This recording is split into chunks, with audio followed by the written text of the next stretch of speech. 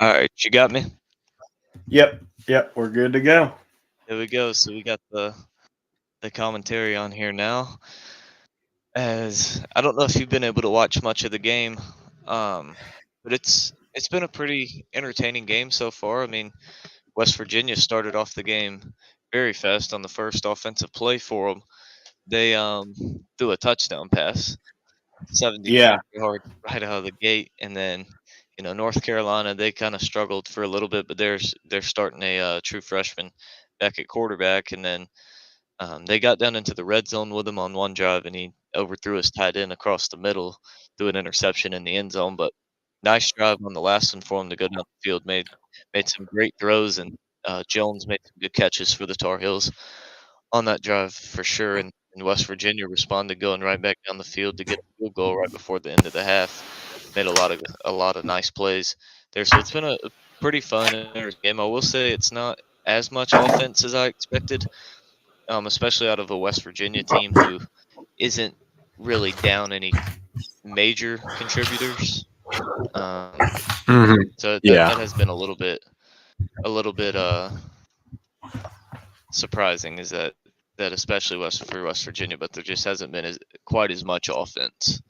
oh yeah, yeah. There it is. It's definitely been a little bit slow. So Yeah, for sure. I mean, which that UNC defense has also been playing, um, been playing a little bit better than they have throughout the whole season, and not just in this game, but in the last few games for them. Well, really, the last few games before they played Clemson and NC State, they were playing better than they had those two games, which were pretty rough for them. But overall, the back half of the season, they've been playing pretty solid yeah, defensively. they really have. So you really look forward to tonight's schedule. You got Louisville and USC. That's going to be an interesting game for both of these teams and programs. As USC, what do you kind of expect for the Trojans there in that upcoming matchup? I have no idea. They're going to be on their third string quarterback with Nelson transferring Yep. and Williams opting out. I mean, I expect Louisville to win for sure. Um, I expect Louisville to win for sure, and I'm just interested to see what USC even does. I mean, they're down so many people. They're down some of their best defensive players as well. I mean, it's going to be a mess for them as of right now. It's they're not in a good spot for sure. Oh yeah, yeah, definitely. I think that Louisville definitely has an advantage. Is Jawar Johnson playing? What's that? Is Jawar Johnson playing in this game? I'm almost Or positive he Jordan? is. Yeah. Let me go. Let me look. I got this website that I found um, on is Action Network, and they go Okay. through every single game and list every injury, every coach that's leaving, every guy in the transfer portal, every opt out, everything on here. Um, so they do a good job with that. Let me go look and see. The last time I looked, he was still in, but I'm not sure. Yeah, he's out now. So wide receiver Jamari Thrash, he's out. He will miss the bowl game. He's opting out. Jawar Jordan has opted out, but safety Cameron Kelly, he's still going to play in the bowl game, even though he has announced he's going to the NFL draft. And then nobody really in the portal of much notice for Louisville. I mean, Cameron Wilson, an edge rusher for him, he's in there. He had about 200 snaps on the year, and Josh Minkins, safety, had about 227 on the year for them. But I mean, you look at USC and they're missing so much. So the opt outs they're missing, they're I believe he was their third leading receiver in Brendan Rice.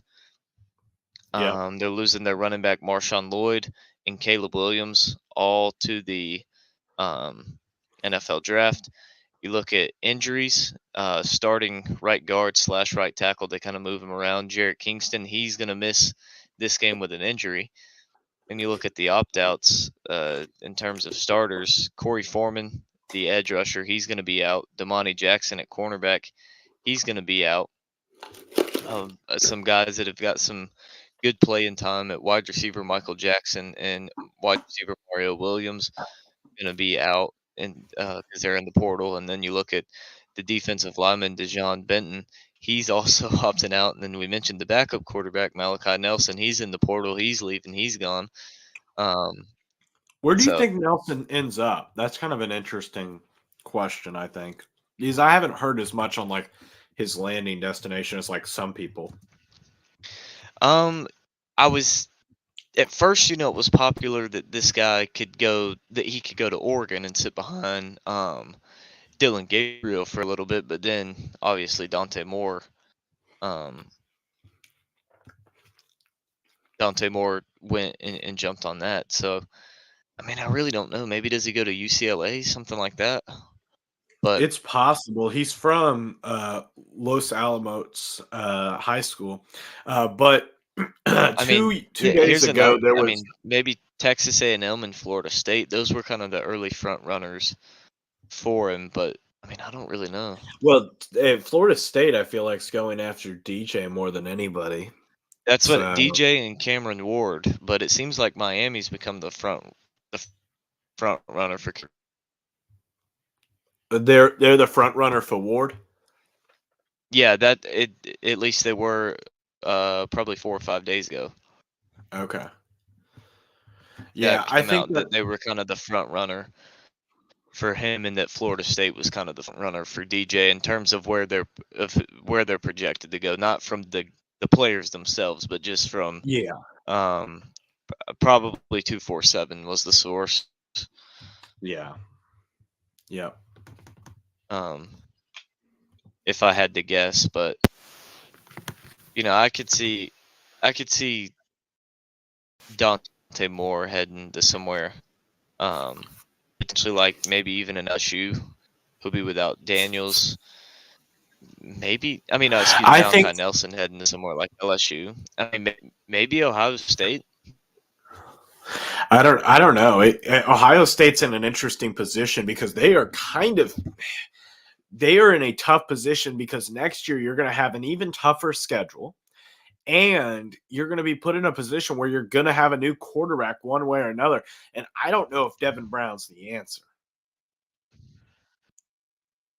Yeah, I just don't know if he is or not. As we are back with the North Carolina West Virginia game, and a big return here for North Carolina, going to set them up in nice field position here as they're going to take over at their own 40-yard line. A huge return there for the Tar Heels, and that sets them up 1st and 10 to start the third quarter here, down 17-10.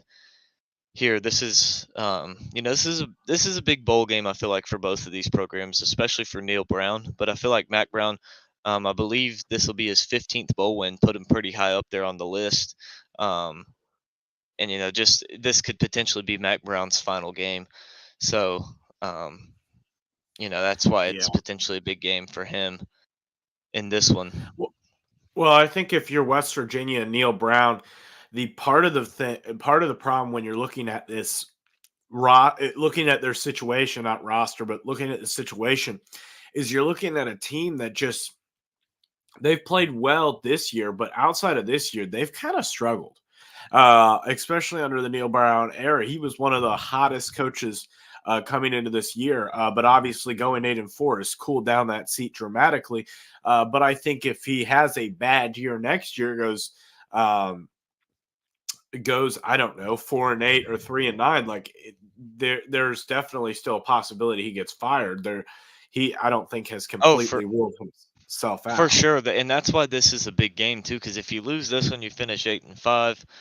Well, then that seat starts to get a little bit warmer for you again as they go to Hampton for the third time here in North Carolina, and he picks up about 5 yards again down to the 40-yard line of the Mountaineers. So North Carolina coming out pounding the ball heavy here with Hampton, and he kind of took an awkward land on his head and go set out. I think that's just more fatigue though. It appears to be okay. But Yeah, yeah, again, like you said with Neil Brown, I mean, he was a guy who was, I mean, West Virginia fans wanted him fired in the middle of the season last year. yeah, hmm And yeah, so like for him to have this kind of season is huge, but he's still not safe by any means. Um he's still not safe for his position. No, Definitely not still at all. possible that he's fired next year if if things don't work out quite good. But I mean I think they got a good quarterback in Garrett Green. They seem like they have a good solid core of players, but I do think they lose a few pieces. I know they lose the big leader for them at least on the offensive line, and their center Zach Frazier. He's going to be probably the second or third center off the board in the NFL draft. But yeah, I mean he didn't opt out. He was injured, so he wasn't going to be playing in this game anyways.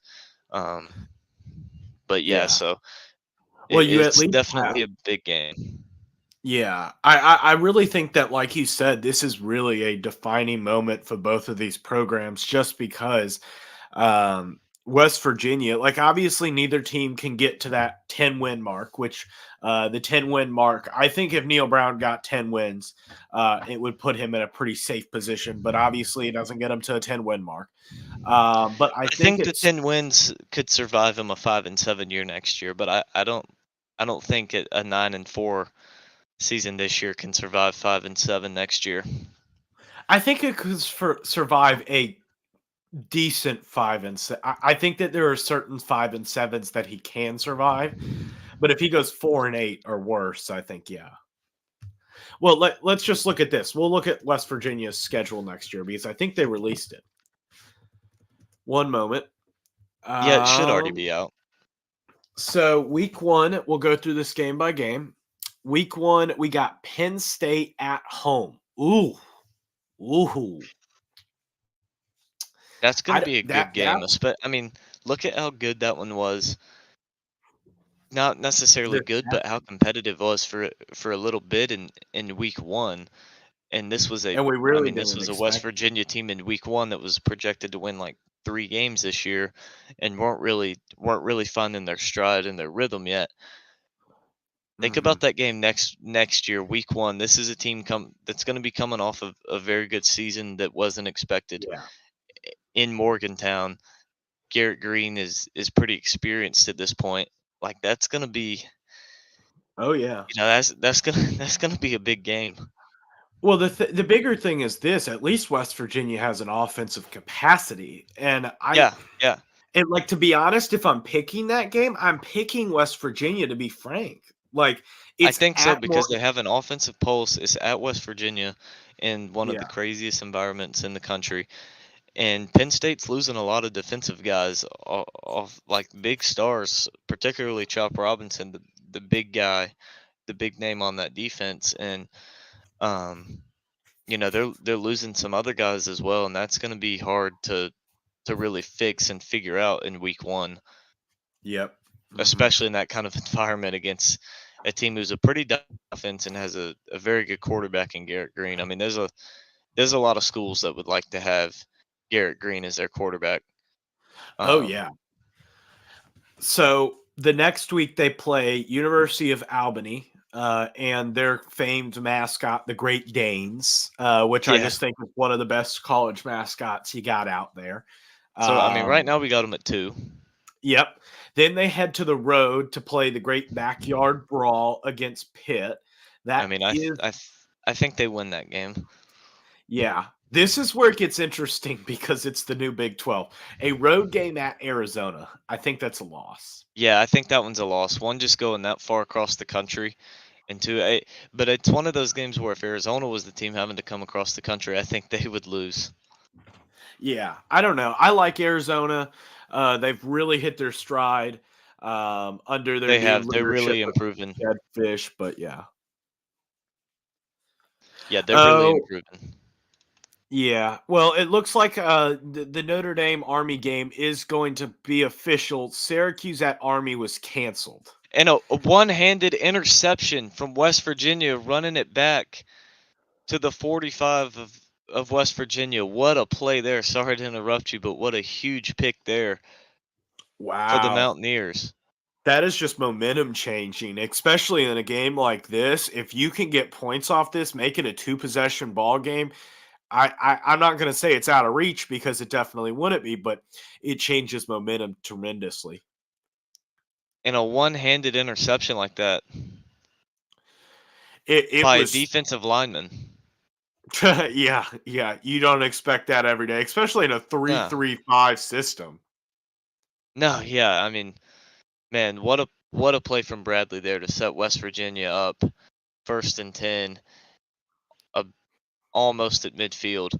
I mean, that is just Yeah, what a play. I mean, in North Carolina was driving, looking like they were going to go down and tie it up, but yeah. That really easily could be a 14-point swing.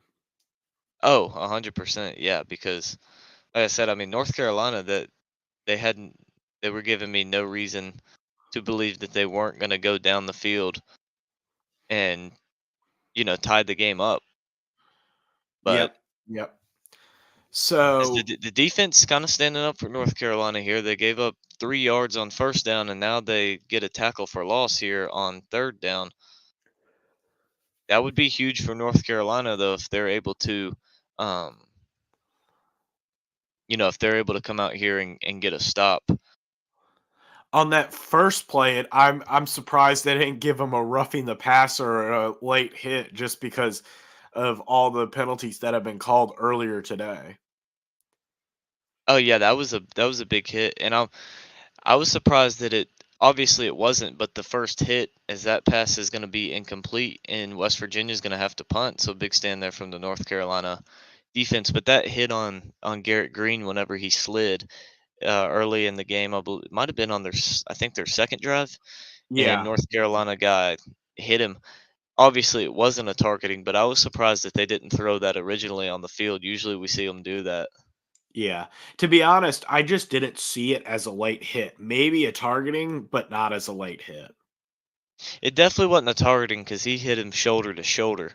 Um, I just don't feel like it was I don't feel like it was unnecessary roughness because I just don't think that it was I I don't know, just watching that, I just don't see the dude is trying to avoid the hit. You can kinda tell.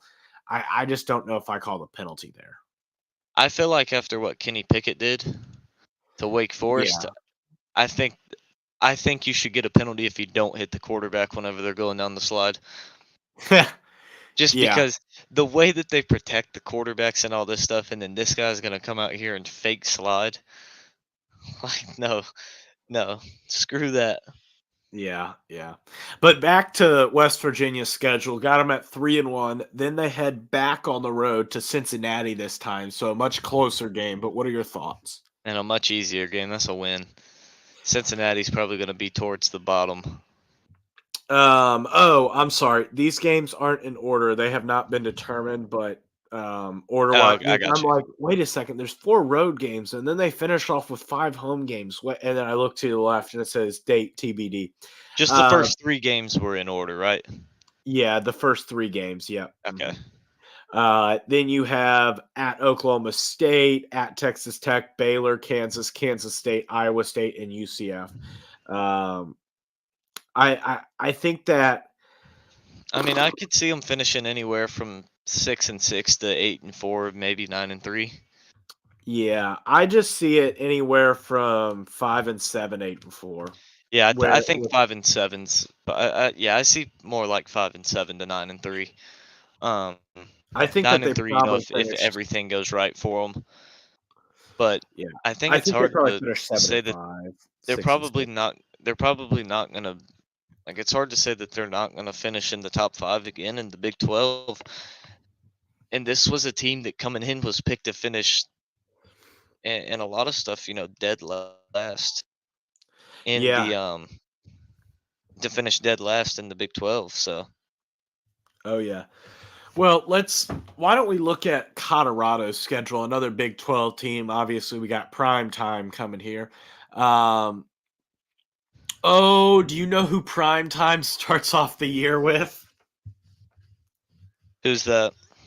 That would be the North Dakota State Bison. Oh, that's right. I did see that. Yeah, That's they not better a have that favorable offensive line matchup. and that defensive line shirt up before that week 1, or they're gonna get embarrassed quickly. Yeah, yeah. Can you I would imagine all the hype they're gonna have going into the season? They're gonna be ranked in the top 25, and they come out week 1 and lose to a FCS school. Yeah, I think that's I would say even like if I had to put money on the game, like if you said, "Hey, you got to put $100 on this game," my money's going on North Dakota State. I'm just saying. I think the Bison are in a much better position than Colorado is, and I don't think that North Dakota State's a more talented team at the skill position players, but at the lines, I just see it as a better team, and I think they're a better coach team too. Yeah, I mean, I don't. I do agree. I think North Dakota State is the better coach team. I think that they're. You're not gonna. That's the only problem is I wish this game was week 2 because you're not gonna have anything to go on for Colorado. You really But aren't. if that offensive line and defensive line come out like they did like this year, I mean North Dakota State's gonna have possession of the ball for 45 minutes, and they're gonna run the ball for 300 yards and sack Shador Sanders just about every play. Yeah, yeah. Well, here's the other thing is this. You go into week 2, and like I will say this, at least Dion has a schedule, but man, Dion has a schedule. Then week 2, you have at Nebraska, and Matt Rule ain't playing around anymore here. We got Dylan Mm-mm. Raiola at quarterback, and that is this just looks like a season because let me go through the rest of it. Then you have at Colorado State, and we know how that went last time. Mike Norvell ain't playing around either. Then you have at Arizona, a Utah game, a Baylor game, a Oklahoma State game, Well, a Kansas State game, a Cincinnati game, and at Kansas and at Texas Tech and at UCF.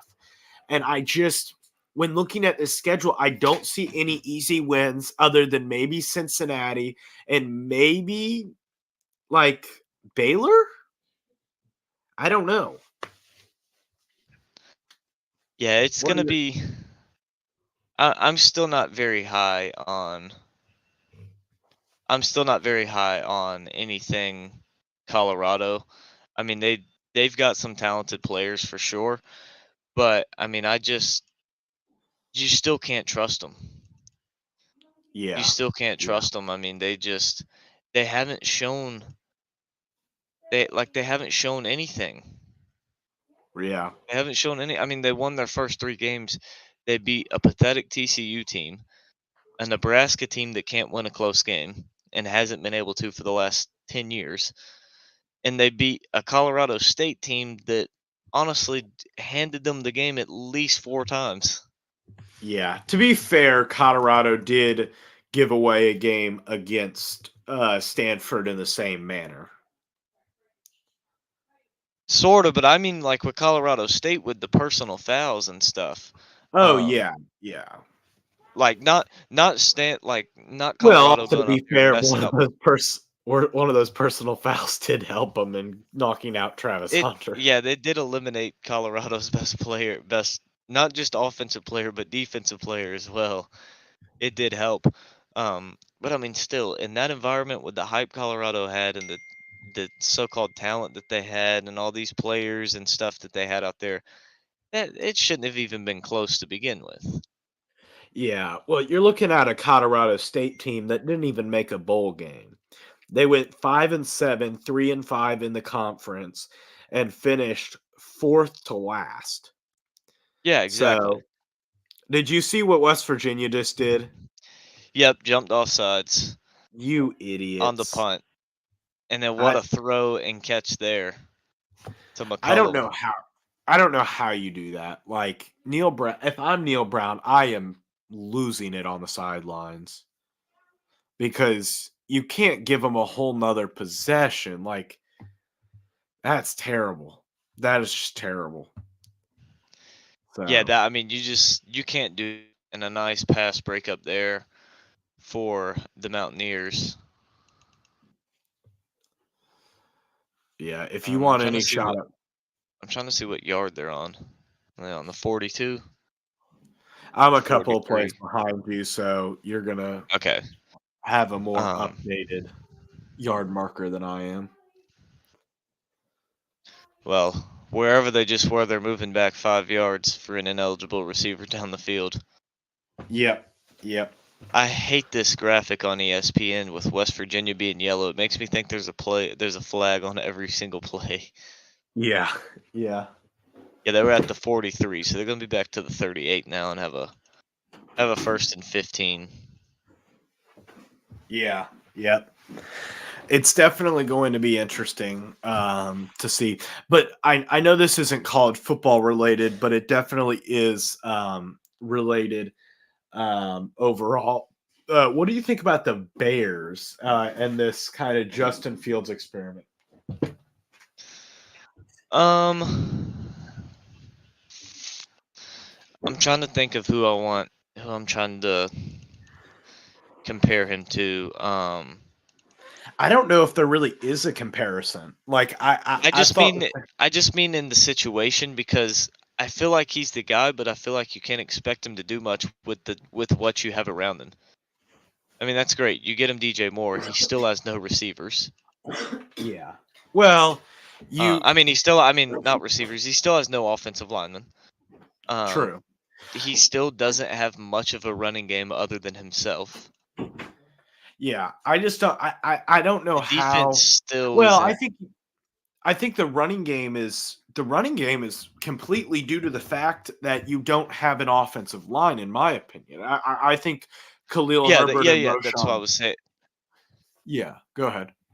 No, yeah, I completely agree that you have good running backs, but I mean, without the offensive line blocking for him and having the run game like that, just makes it impossible for him to do anything. Mooney's inconsistent. I mean, the only Mooney is consistent target he terrible at has this point. week in and week out is DJ Moore. And Yeah. when To you be have fair, it's a top level wide receiver. oh, it is, but that's not enough when you have an offensive lineman who can't block for you, who Yeah. who can't block for a run game or much of anything. Like that makes it so hard to to really do anything. Yeah. Well, here's the thing that I would say is this, like the problem that I have with this Eberflus team is let's say best case scenario, you win the next two games. You barely miss the postseason by a game. And that's best case scenario. But I think it's fair to say you win one of the next two games. Excuse me. Um, Probably winning the Falcons game, but maybe you can beat the Packers too. Um, You're not though beating the that Packers in Lambeau. I don't That's know. that one's not gonna Here's the happen. problem: is I don't trust the Packers just as much as I don't trust the Bears. I would trust the Packers more than the Bears, considering the Packers are going to be at home. Yeah, but the Packers, here's the problem: is this the Packers don't have the explosive capabilities that the Bears have, and the No, but Bears the defense Packers have a is consistent better. run game. Yeah, The but the Bears have Bears nothing consistent offensively. Yeah, but here's the thing: is this Lincoln? The Bears are better in two. They're better explosively. They're better when it comes to explosiveness, when it comes to offense, and they have a better defense. So when you're giving me those two, I would take those 9 times out of 10 in comparison if we're like getting rid of teams and just talking about the teams. But then the problem that I find is this, which is the simple fact that when you're looking at the Bears, you're looking at an Eberflus guy that just consistently finds ways to lose ball games. Um, that's my issue. Is that I do think that the Bears will be able to compete for a long time, um, but I don't know. What are your final thoughts before you got to go? I don't know. The Bears just seem kind of like how Nebraska's been, where they find themselves in these close games, but they just can never pull them out and win them. Yeah, well, I think that when it comes to like the Bears, the biggest thing that I'm looking at is a team that just they got the pieces. They got the pieces. This is a team that if they put it together and won the 3 games that they should have won, this team is competing for division title and competing for a top 3 spot in the NFC. but it's like it is just so frustrating to watch this team just spoil away games like the They're just not Broncos. they're just not experienced enough yet, and just not quite there yet. But Yeah, I don't know, but I'll talk for a little bit, and we will see you back after you're done with your break. all right, sounds good. I might catch you for the fourth quarter. And you have the graphic and everything open, right? Yep, we're all All right. set. Well, you can keep running that. I believe West Virginia got an interception. I Oh, know there's a flag. I didn't quite catch the flag. I So I I'm guess on a you have to. commercial break, so I'll Yeah, I catch am it too. You'll have to after. update it when it comes back. But yeah, we'll see you guys later tonight for sure. We'll have A&M and Oklahoma State coming up. Okay. All right. Well, Well, I'll guys, see you then. yeah. Well, we are now flying solo here for the remainder, or well, at least for the majority of the remainder of this game. But we will have some coverage throughout it. We will be taking breaks, mostly due to the simple fact that I will have a hard time carrying on the coverage all by myself. But it would be appreciative if you guys can leave comments in the comment section to have a little discussion here with questions and stuff like that. Um, uh, but yeah, so let's see here. One moment here as I add this.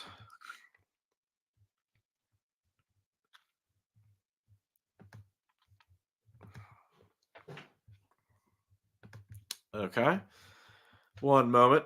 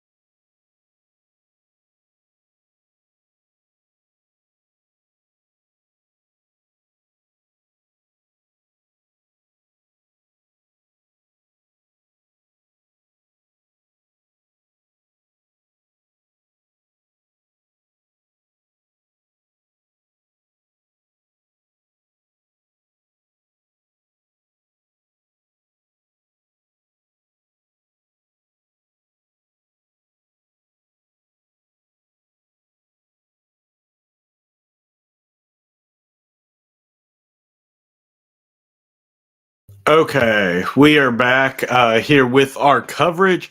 Let me move around some of the graphics for this as we get into this coverage.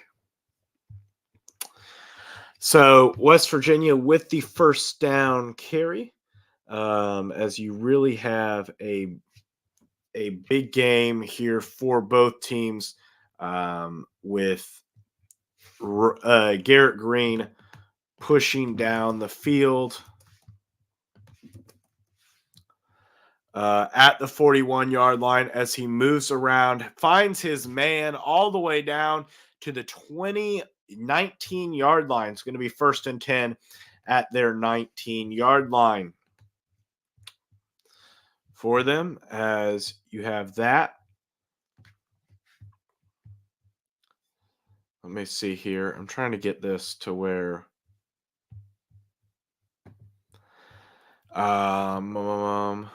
but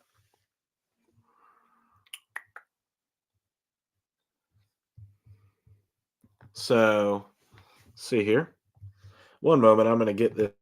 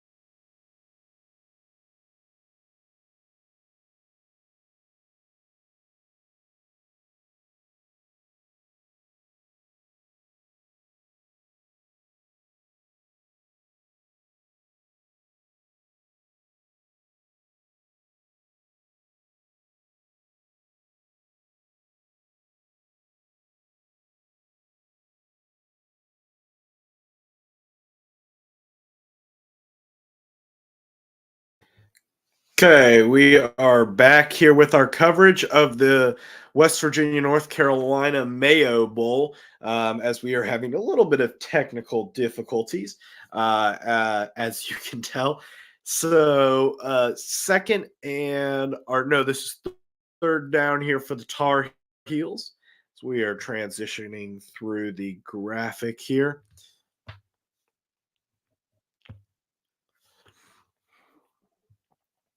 Just give me a moment as I make changes to the graphic. So, but it should be an interesting matchup here for the remainder of the game as we got a 1st and 10 here for the Tar Heels. Oh, nearing the end of the third quarter, as you're going to have a first down at the 38-yard line.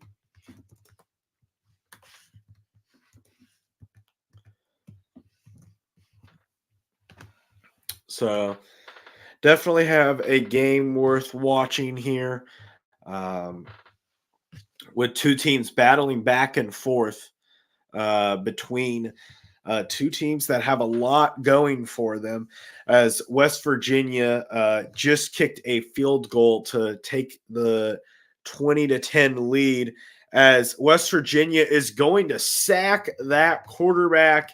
That make having a true freshman starting a game makes it a lot more difficult, as it is going to be a rough third down here for the Tar Heels. Third and just about forever, as you got, let's see what it is. It's going to be the end of the third quarter as we will take our coverage into the fourth quarter. Make sure you guys stick around for some fourth quarter coverage of this North Carolina, West Virginia Dukes Mayo Bowl Classic.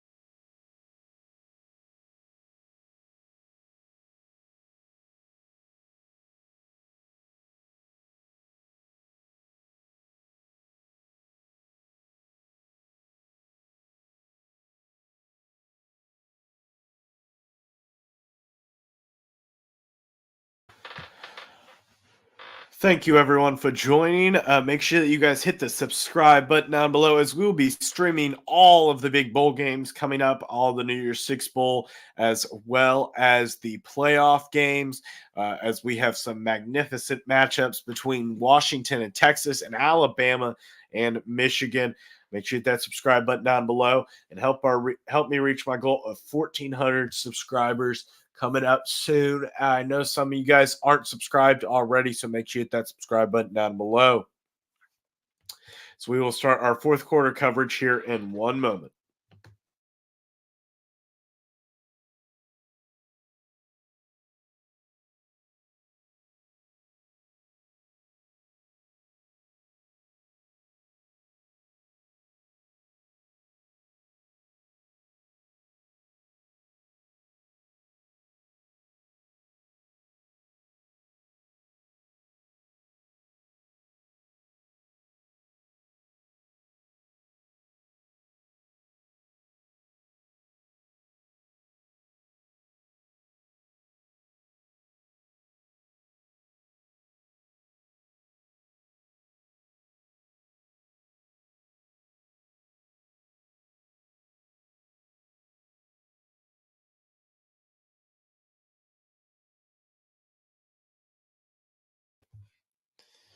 And we are back here once again with our fourth quarter coverage of this classic bowl game. 3rd and 13 here for the Tar Heels, as you have a drop back there. And it is going to be an incomplete pass, 4th down for the Tar Heels, as they're going to have to punt away to West Virginia, which is going to definitely add some concern here for this Tar Heel team, as you're starting to count your possessions here, and there aren't going to be that many left for either team in this ball game. So we got the punter back at his own 20-yard line. West Virginia did jump off sides on the last one, giving them an extra drive. I expect it to be no jumping off sides this time, which they did not. A little bit of an awkward punt there. Going to be caught at the 20-yard line, and he's going to be tackled down at his own 23-yard line, looking for possession there.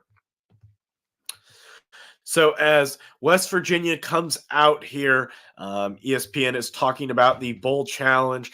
No conference has been super successful. All conferences have a loss outside of the Big Ten and the SEC, which the SEC has yet to play a bowl game, and the Big Ten is 2-0. So that is definitely still way up for grabs as the Sun Bowl has finished up.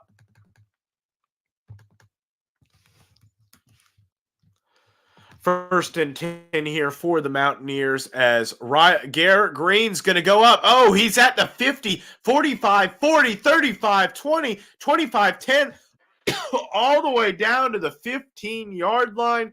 Going to be 1st and 10 for the Mountaineers, way inside of North Carolina territory, as he just moved through that defense like it was nothing, like a hot knife through butter, as Green is way inside of North Carolina territory.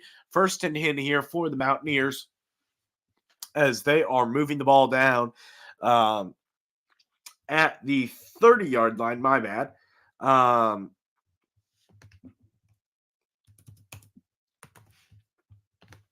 So Garrett Green back to pass. Has his tight end open, who hurdles a man and gets all the way down inside the 10-yard line into the red zone, down at the 6-yard line. Going to be 1st and goal here for the Mountaineers.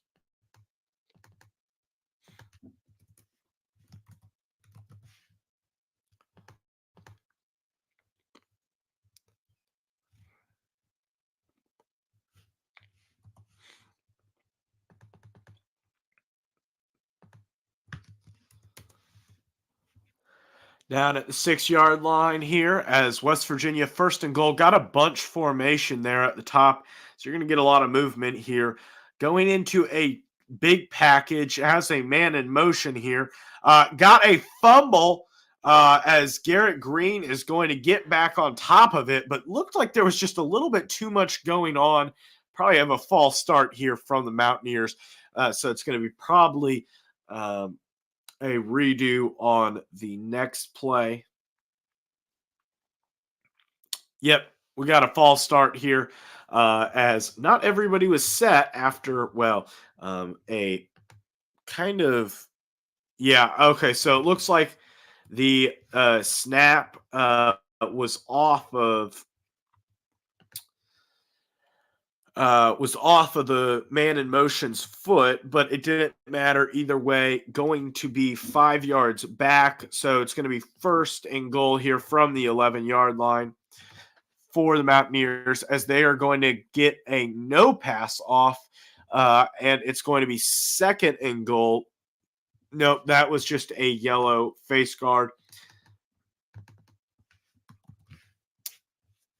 2nd and 11 from the 11-yard line. It is a big drive here. You really can't afford to take a field goal in some sense, that you already got stopped once for a field goal on the previous possession. and you would very much like to be able to get a touchdown, as neither of your red zone trips have come away with touchdowns. As speaking of which, that's going to be a touchdown for the Mountaineers. Up the middle, 4-6. Touchdown, Mountaineers. I am sure one of our viewers, Anthony, is very happy at the current moment, as he is probably, I think he's in West Virginia, as it is going to be a touchdown for the Mountaineers. Well, we're going to take a break here, and I will see you guys on the other end once we get Lincoln back here for some more coverage.